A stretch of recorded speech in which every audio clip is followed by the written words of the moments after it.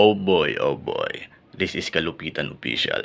At wala lang. Pag-usapan lang natin sandali ang nagba-viral ngayon sa social media na isang gay person. Pinatayo niya ng halos 2 oras ang isang empleyado dahil lamang sa pagtawag sa kanya ng sir. Ako rin, isa rin naman akong empleyado pero hindi ako makapapayag na papatayuin ako ng isang customer ng ganun-ganun lang dahil lamang sa pagtawag ng sir sa kanya. Ano po ba ang opinion nyo dito? Kasi para sa akin, hindi ho tama yon. Kahit po gay ka, kiniklaim mo na girl ka, diba? Tatawagin ka pa rin sir.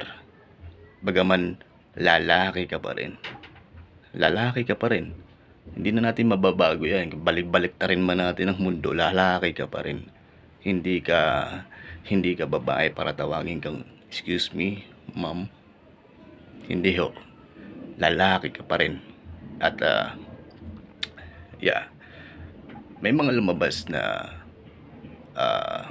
nakita ako dito sa social media na pumapabor sa gay person na pagbibigay daw ng respeto sa isang gay na nagsusuot ng damit ng pambabae. Alam mo, para sa akin kahit anong suotin, pag lalaki ka pa rin. At hindi mo masisisi ang tao kung tawagin kang sir, bagaman lalaki ka.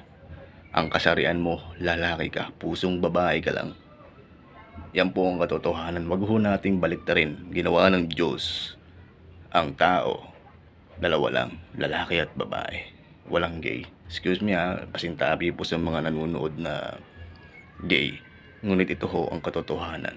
Tanggapin mo na lang na tatawagin ka talagang sir bagaman ikaw ay gay ka. Bagaman yun, kahit yung mga tomboy minsan natatawag na ma'am diba? Tanggapin mo na lang, hindi yung papatayuin mo pa ng halos 2 oras. Grabe ka naman, kawawa naman yung tao. Kung ako yun, di ako papayag na papatayuin ako ng 2 oras, diba? Magkakagulo tayo nga, diba? Pero dahil taas ng respeto sa'yo ng empleyado, tumayo siya ng halos 2 oras. At ang nakakalungkot pa nito, mismong sila pang humingi ng pasensya sa gay person.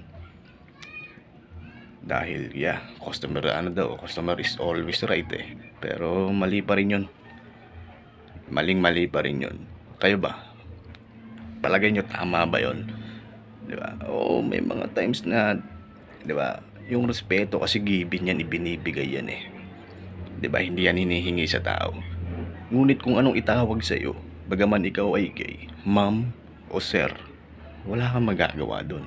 Kasarian mo yun Lalaki ka tawagin kang sir wala kang magagawa dun. Alangan namang pilitin mo, diba?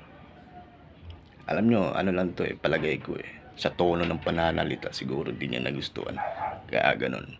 Pero yun lang, diba?